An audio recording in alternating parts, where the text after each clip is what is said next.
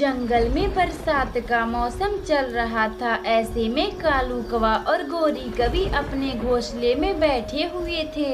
मैंने कहा था तुमसे दाना इकट्ठा करने के लिए, मगर तुम तो हो ही आलसी, मेरी एक ना सुनी।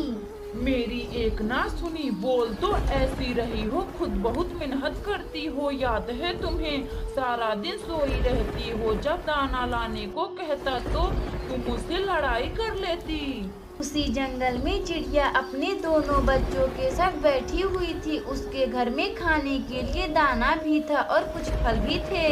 मम्मा मम्मा, मैं आपसे एक बात पूछूं? गुड़िया बेटी, कौन सी बात पूछो, आप क्या बात पूछना चाहती हैं? मम्मा मम्मा, इस बारिश में जिन पक्षियों के पास दाना नहीं होता है तो वह क्या करते हैं? गुड़िया बेटी, वह सभी पक्षी बहुत परेशान होते हैं, इसलिए कहा जाता है कि हमें बारिश के लिए दाना इकट्ठा कर लेना चाहिए। मम्मा, क्या आपकी मम्मा भी आपकी तरह दाना जमा कर लिया करती थी?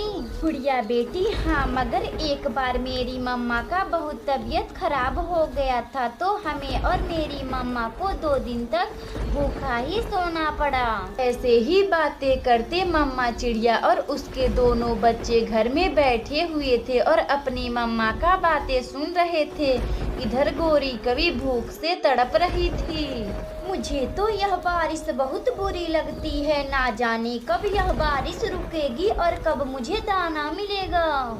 जिन पक्षियों के पास दाना होगा उन्हें बारिश का मौसम बहुत ही अच्छा लग रहा होगा। हाँ, जैसे चिड़िया और जैसे मिट्ठू तोता और कबूतर। एक हम ही कवे हैं जो पेट से भूखे हैं। गोरी जी, हाँ, मेरा भी पेट भूख से तड़प रहा है।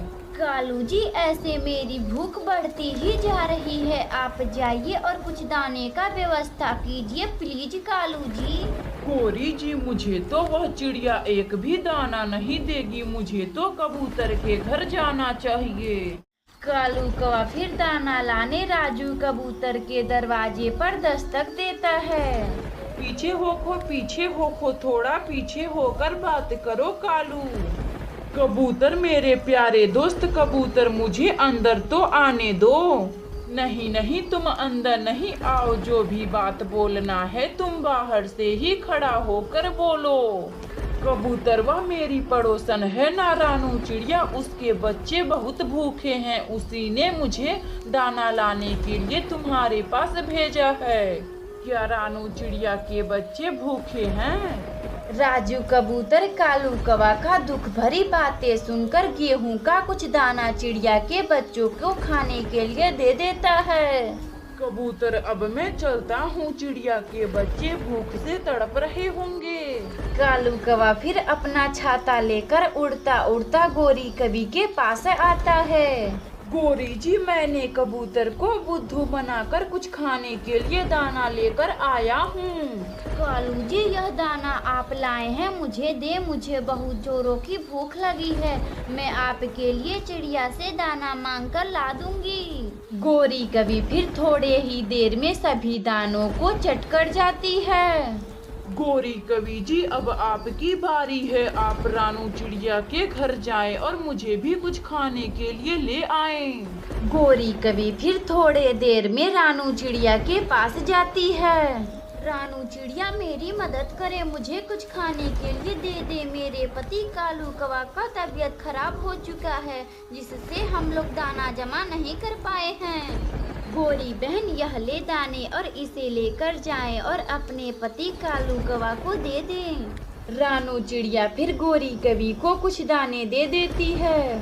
गोरी जी, हमें बरसात आने से पहले दाना इकट्ठा कर लेना चाहिए।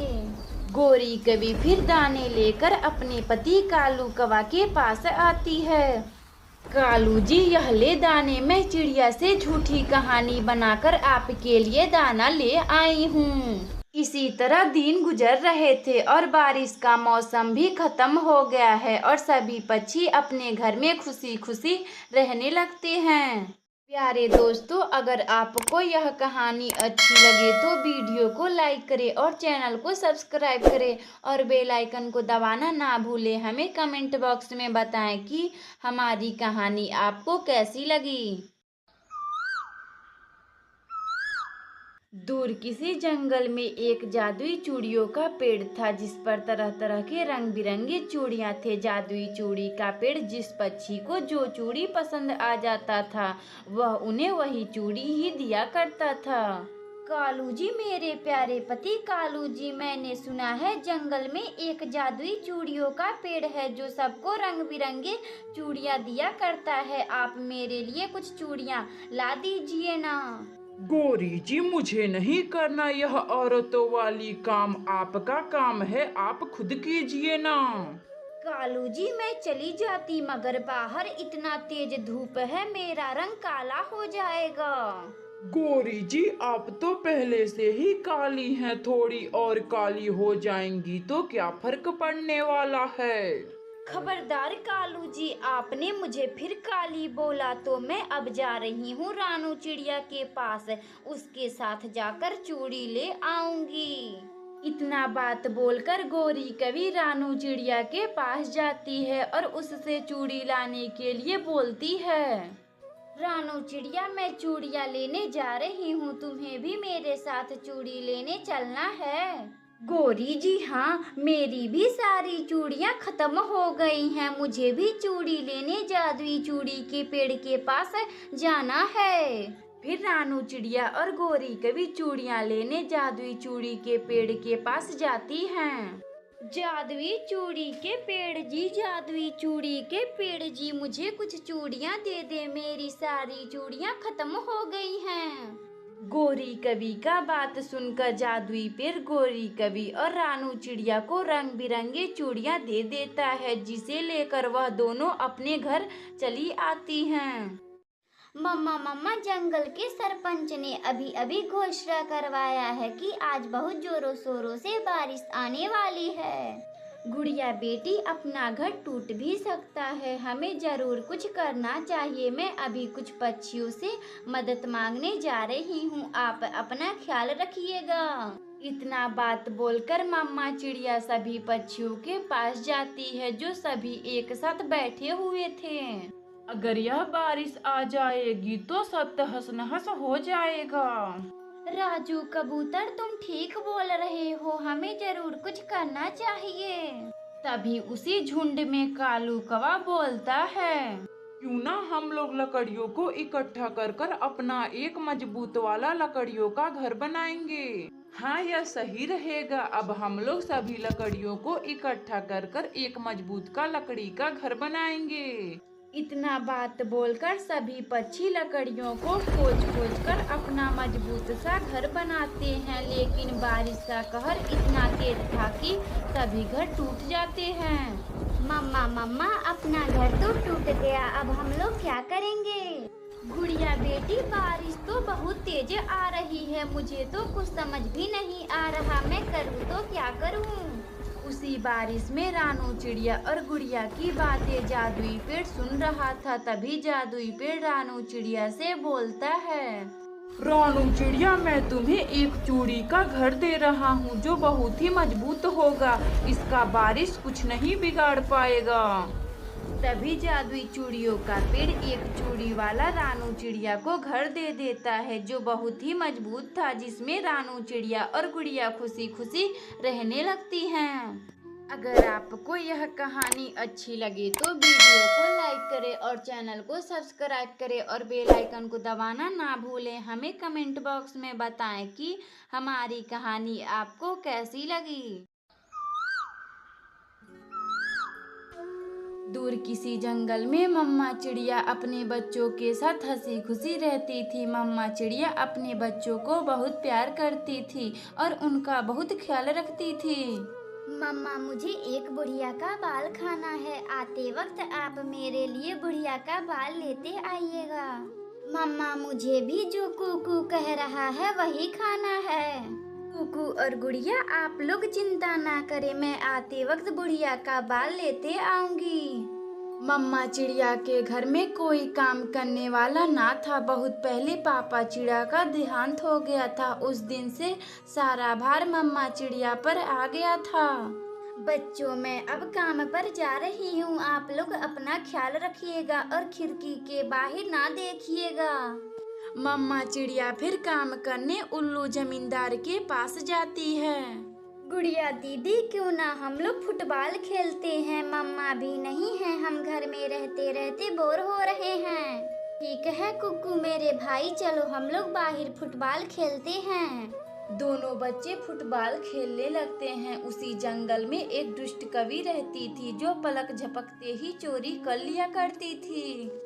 गौरी जी, बहुत दिन हो गए, हमने एक भी बच्चे अभी तक नहीं बेचे। कालू जी, हाँ, हम लोगों के डर से सभी पक्षी अपने बच्चों को अच्छे से ख्याल रख रहे हैं। गौरी जी, हाँ, आपके डर से सभी पक्षी अपने बच्चों का अच्छे से ख्याल रख रहे हैं। कालू जी, अब मैं चोरी करने रानू चिड़िया के घर जा रही हूँ। अभी कुछ हफ्ते पहले रानू चिड़िया ने अंडे दिए थे।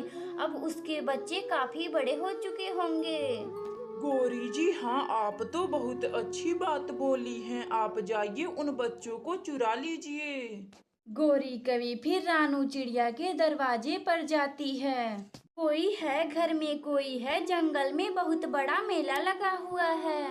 हमारी मम्मा बाहर गई हैं, ताला लगाकर हम नहीं आ सकते। ठीक है, तुम अपनी मम्मा से कल बोल देना कि वह ताला लगाकर नहीं जाएंगी। ठीक है, हम मम्मा से बोल देंगे। गौरी कभी फिर चली जाती है। शाम को जब मम्मा चिड़िया अपने घर आती है तो बच्चे मेले के बारे में पूछने लगते हैं। मम्मा मम्मा, यह मेला क्या होता है? गुड़िया और कुकू, मेला उसे कहते हैं जहाँ पर बहुत सारे लोग इकट्ठे होते हैं और वहाँ पर बहुत तरह तरह के खाने पीने वाले सामान भी बिकते हैं। गुड़िया और कुकू अपनी मम्मा का बात सुनकर बहुत खुश होते हैं। अगली सुबह जब मम्मा चिड़िया ताला लगाने जाती है तो दोनों बच्चे बोलते हैं, मम्मा मम्मा आप जाएं, आज ताला ना लगाएं। गुड़िया बेटी और कुकू, वह क्यों? अगर मैं दरवाजा ना बंद करूंगी तो आप लोग कहीं घूमने चले जाएंगे। मम्मा, हम और कुकू कहीं नहीं जाएंगे, हम लोग बस बाहर खेलेंगे। घर में रहते रहते हम लोग बोर होने लगते हैं। अच्छा ठीक है, आप लोग इतना बोल रहे हैं तो मैं दरवाजा आज नहीं बंद करूंगी। इतना बात बोलकर मम्मा चिड़िया बिना दरवाजा बंद किए उल्लू जमींदार जी के घर काम करने चली जाती है। मम्मा चिड़िया के जाने के बाद दोनों बच्चे बाहर बैठकर गौरी कवि का इंतजार करने लगते हैं। कुकू, आज हम मेला देखने चलेंगे। गुड़िया दीदी, हाँ, वह आंटी आज हमें मेला दिखाने ले चलेंगी। बच्चे ऐसे बातें करते करते गौरी कवि का इंतजार कर रहे थे। तभी वहाँ गौरी कवि आती है और दोनों बच्चों को मेला दिखाने के बहाने उन्हें बेचने ले जाती है। अरे, यह तो मेरे कुकू और गुड़िया हैं, इन्हें गौरी कवि बेच रही है। मुझे अपने बच्चों को जल्दी बचाना चाहिए। मम्मा चिड़िया फिर अपने बच्चों को बचाने के लिए लंबी उड़ान भरती है और गौरी कवि को रोक लेती है। गौरी कवि, आप मेरे बच्चों को चुपके से बेच रही हैं, मगर मैं ऐसा नहीं होने दूंगी। रानू चिड़िया, मुझे माफ कर दे, मुझे नहीं पता था कि यह तुम्हारे बच्चे हैं। गौरी कवि फिर उदास होकर वहाँ से चली जाती है। मम्मा चिड़िया फिर अपने बच्चों को लेकर अपने घर आती है। बच्चों, मैंने आपसे बोला था ना कि घर के बाहर ना निकलिएगा। मम्मा मुझे माफ कर दे, अब मैं अनजान के साथ कहीं नहीं जाऊंगी। मम्मा मुझे माफ कर दें। कुकू और गुड़िया अपनी मम्मा से माफी मांगकर खुशी खुशी रहने लगते हैं। अगर आपको यह कहानी अच्छी लगे तो वीडियो को लाइक करें और चैनल को सब्सक्राइब करें और बेल आइकन को दबाना ना भूलें। हमें कमेंट बॉक्स में बताएं कि हमारी कहानी आपको कैसी लगी।